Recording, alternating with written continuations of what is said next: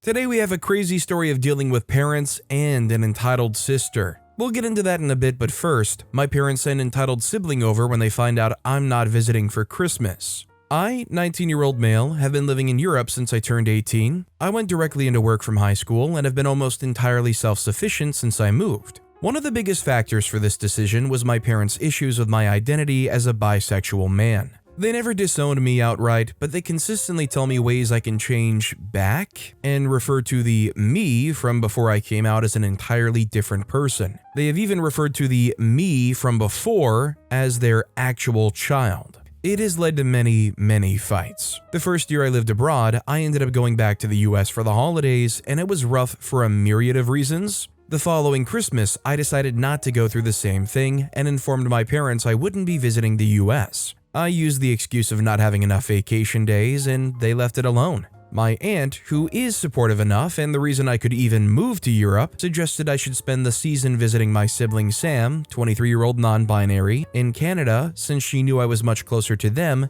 than my parents. For context, everyone else in my family is pretty intolerant. My older brother has begun to break out of their bubble and has been reaching out to learn more about LGBTQ topics, but he is still stuck on some of our parents' ideas. Sam moved out years before I did, moving to Canada when they were 18 for college and never moving back, and never fully came out to our parents. My coming out was a rough affair that stretched out for years as I had to fight for my parents to believe me. They still don't. Sam decided they didn't want the drama of all that, and we bonded on our shared queerness and ostracization. After figuring out that I had enough funds to even do the trip, I was beyond ecstatic. It had been years since I'd seen Sam, as they'd been slowly cutting off the family, and spending Christmas with someone I cared about and who cared about me sounded amazing. We messaged almost every day discussing ideas, costs, timings, and logistics, and eventually settled on a pretty relaxed trip with money set aside for a few big dinners. At some point, I had the usual forced phone call with my parents where they tried to show they had interest in my life. I was so excited about the trip,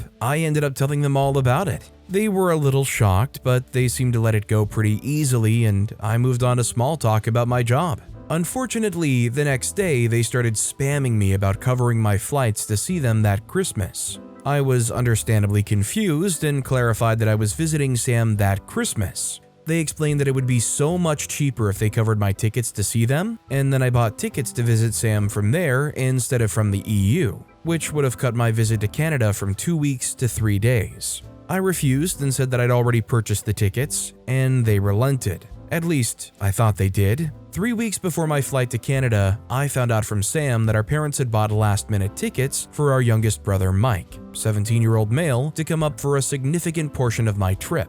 Both me and Sam were shocked and reasonably suspicious about this development, and we reached out for more details, and were told that it was actually Mike who planned all this. It was definitely not. He didn't even know how long he was going for. We informed them that we had planned for a very chill stay in Christmas and would be paying for everything ourselves. Our parents affirmed that it would be fine because Mike had his allowance, about $100 a month. Me and Sam were floored. They were sending their youngest child to a foreign country with only $100 on very short notice. It was already $30 Canadian for an Uber to the house, and since Sam didn't have a car, that would be how Mike would be getting to and from the airport. That's already half his allowance, and we were planning to do much more travel along with expensive meals. I raised my concerns and our parents waved us off, saying he could always dip into his savings, about $850, which was given to us by our grandparents when we were born, and they added to every birthday. It became clearer and clearer that they were more so sending Mike in an attempt to have some kind of control over our Christmas than for him to actually enjoy his trip.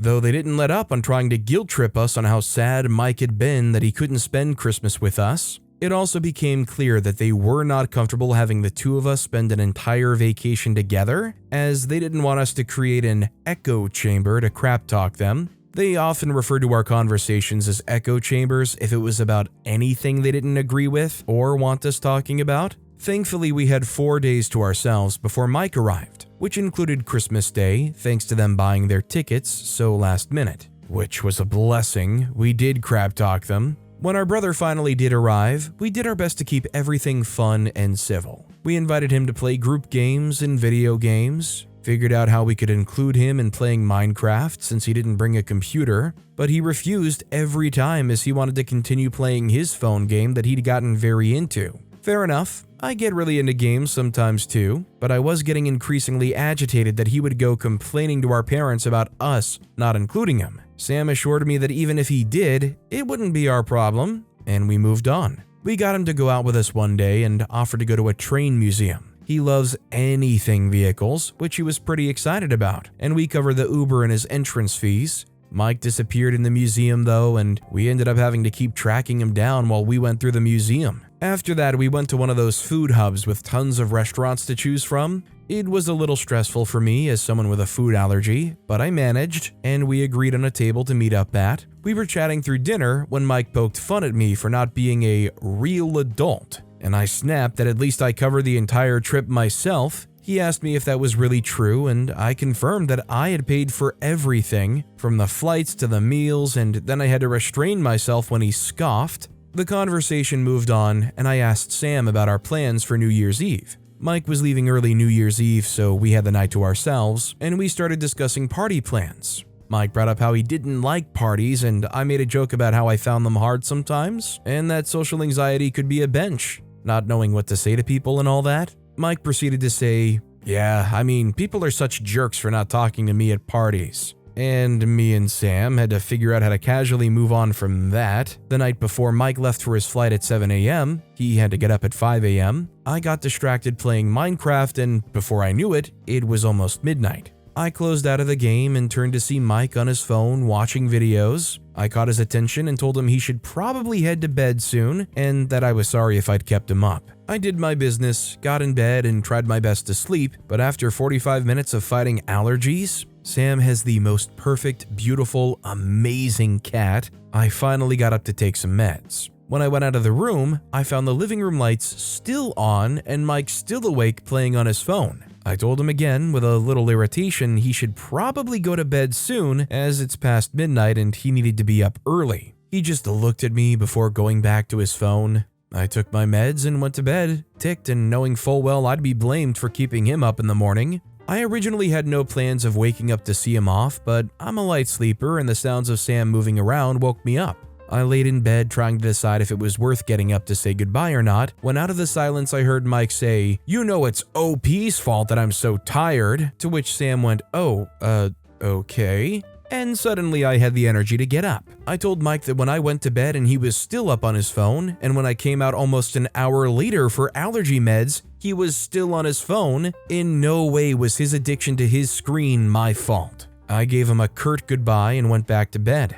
Hours later, we learned Mike's flight had been delayed. We went about our day and started getting ready for a small New Year's Eve party hosted by one of Sam's friends. It was evening when we found out that Mike's flight was canceled and there were discussions on what to do. Mike offered to stay in a hotel, and I told Sam to not offer to have him back over as he wouldn't be able to attend the New Year's party and I could not stand another hour with him. They offered anyway, but Mike chose to stay in the hotel. He ended up staying in the hotel overnight while me and Sam had an amazing New Year. Weeks later, our parents started berating us over the fact that we abandoned Mike alone in a hotel on New Year's Eve, and were so rude and inconsiderate to him the entire trip. They told us off for not including him properly, not checking in on him during New Year's, and not making sure his trip was an absolute blast. Now it's August of the following year, and they still bring it up as a gotcha whenever they can. Needless to say, we will not be letting them know the next time we visit each other. I'm just surprised that after all this behavior and all the shenanigans that they pulled on OP, that OP and Sam would even be open to acknowledging these people anymore. Like, why even let them have that stressful influence and control over your life in any degree? Like, I just kind of feel like I would be looking for any way possible to go minimum contact with these people. Jen5872 commented, "You know you don't have to engage in their shenanigans, right? You don't have to answer calls or respond to texts. You're perfectly capable of telling them you're not discussing that trip they ruined for you and Sam anymore and hanging up whenever they bring it up. Honestly, I would have continued to crap talk about them even in front of Mike. Let him tell them. What are they going to do about it? Nothing they're not already doing." Our next story is, "My family is BUBAR beyond comprehension, and it all goes back to my sister." The title is messed up. I just noticed it and it won't let me fix it. It's supposed to be FUBAR. For context, see prior posts about my sister and Am I the Jerk? My sister is the cliche of the spoiled rich Beverly Hills, just not in Beverly Hills. What she wants, she gets, and she will do whatever she has to do to get it without having to work for it. She has made it clear to me that she is the chosen one and I'm nothing. My mentality through this is I don't care and let her deal with the issues that our parents have. I'm good with my life. I have my degree and career. I'm good. I have had prior conversations with my mom regarding this, and she seemed to maybe take into consideration what I was saying and was maybe starting to work to try and fix some of the issues that my sister had. When it comes to my parents, really my family, I don't actively seek any of them out. I talk to my parents once a month if I'm lucky. I let them call, and usually it's one parent who will relay any necessary information back to the other. We also live almost 3 hours from each other, so that's another reason why we don't talk. Apparently, the issues that my parents have created with my sister have gone one step further and are worse than they could ever be. Bad enough for my mother to drive 3 hours to visit me. Imagine my surprise to open the door to my house and see my mom on the other side. Into the conversation, she told me that she had heard what I'd said about my sister being useless and she was trying to slowly fix the problem. And she thought she was making headway until she found out her husband bought her a condo and was covering all her expenses. I asked her why this mattered to me. I reminded her that I was just an issue that had to be dealt with, her and my dad's words that explained me and my existence. I reminded her that there was nothing that I could do to help them or fix the problem they created. For the first time in my life, my mom acknowledged this and acknowledged the way I was treated. While she didn't really apologize, she did say that I was treated pretty badly. She told me she was telling me this because it needed to get out in the open somewhere. I had to ask my mom some really hard questions, mostly because I was trying in my own way to understand some of this. My parents' marriage for the last few years has mostly been roommates. Divorce for them is out of the question because of how complicated their finances and estate is. If they were to divorce, it would be friendly. They really don't love each other like they should. They love each other as friends, but marriage love is gone. With that being said, I asked my mom the question, "Have you or dad been sleeping around?"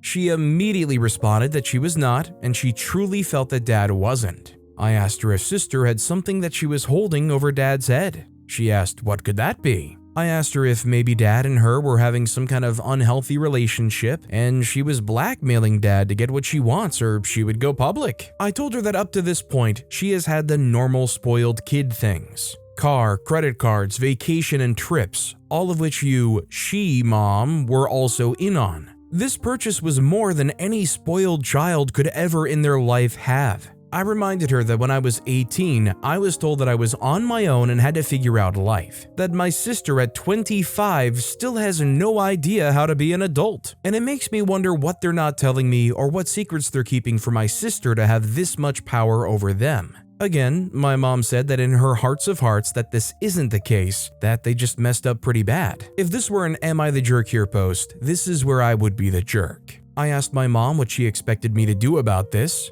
What did she think she was going to gain by telling me all this and what she thinks I can do about it? She told me that she knows I can't do anything about it. She acknowledged that there isn't anything that I can do about this, that again, she needs to just get this out in the open. I asked her if she confronted dad on these, and she said that his excuse was that he was trying to help her get out of the house and that this was the only way he felt he could. He said that retirement for the both of them is on the horizon and that they would make the money back once they liquidated and downsized. I told her that from their standpoint, it would make sense. But dad forgot one main big issue, which is that she can't maintain herself. Mom said that this was an issue that she was trying to work with my sister about. She sat my sister down and told her that she needs to work at figuring out her future and was trying to encourage her to get her real estate license and go into the family business. By this point, I'm ticked, and I don't even know why. I told my mom that I don't want to know anything and that I just want to be done with this whole conversation. I told my mom that it makes no sense for her to tell me any of this. I offered to let her sleep in one of my guest rooms. She said that was okay, but she had reservations for a hotel. She left, and I went to bed angry. This morning, I had my aha moment.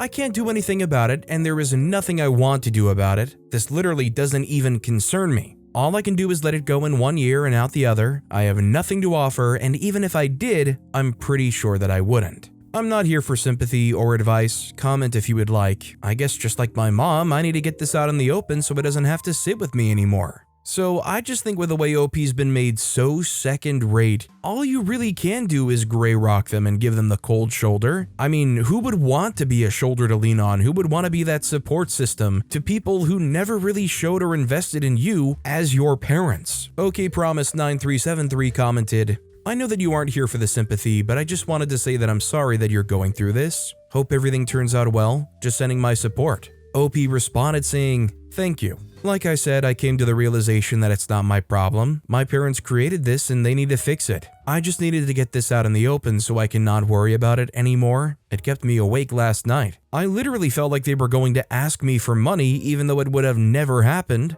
They know I can't help.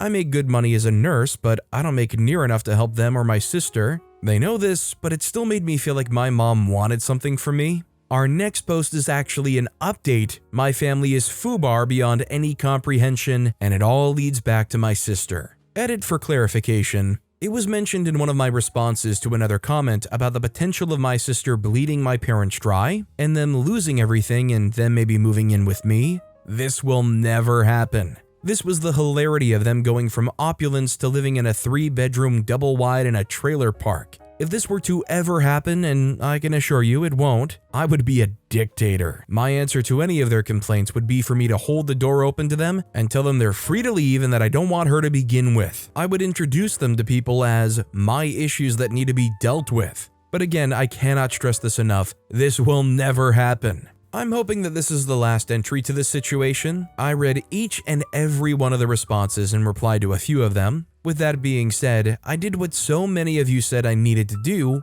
I have officially gone no contact again. I was going to do an update to this Saturday, but time got away from me and I just didn't have the time. Saturday, I sent a long email to all 3 of them on the same email. I told them that I was done and that there is realistically no reason for me to be involved in the family and that they are to no longer contact me. I put everything out there. I told them that they have no reason or excuse to tell me any of this since I was just an issue to be dealt with. I told them that I bring no value or purpose to their lives and I don't understand why they still talk to me at this point. I also told them exactly what I thought about my sister. I didn't hold back. I told all 3 of them that I hated E from the pits of my soul, that she has been nothing but cruel to me and she services no purpose or brings any value to my life, and that if I never spoke to her again, I would be perfectly happy with this. I told them that if she were to die tomorrow, that I wouldn't shed a tear, and that I would most likely just pee on her grave. I told them that I didn't understand why they felt the need to constantly tell me about the problem they created, or why they feel the need to ask me how to fix the problem they created. They did this all to themselves, and while my sister didn't have to do anything, I had to do everything. I reminded them that I had got a job the first chance I could when I was 15 and worked to put myself through college and have been working at the same hospital for the last 5 years. I got my degree and a house. She has nothing and can't do anything without their help. I reiterated that I will under no circumstances help them fix the mess that they created. I reminded my sister that when she blows through the estate and has nothing to live on, that I will under no circumstances help her and that she will never be welcome on my property. I did, however, take it a step further. I don't know what the current status of my parents' relationship is, but I don't think it's in that great of shape.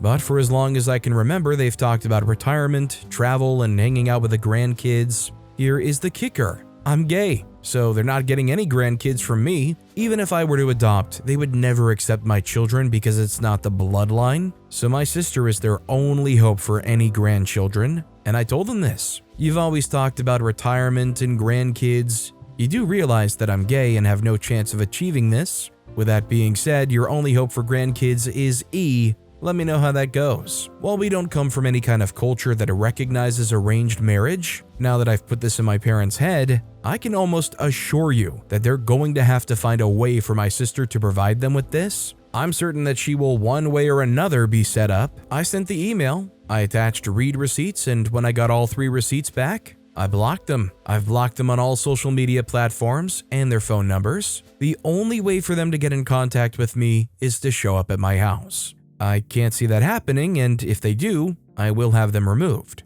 Many of you have wondered why I kept in contact with them. Truth is, I've gotten no contact with them many times. They always find a way to weasel their way back into my life. And for a while, it wasn't that bad and it was tolerable. But now that they've upped the ante, it's time to take a different approach. This is what led me to send the email. I didn't wait for them to respond. I have no reason to look for any kind of a response, and I truly don't want to hear from them. At some point or another, I need some kind of peace in my life, and I'll never get it with them. Well, honestly, I just hope some peace and some quiet for OP.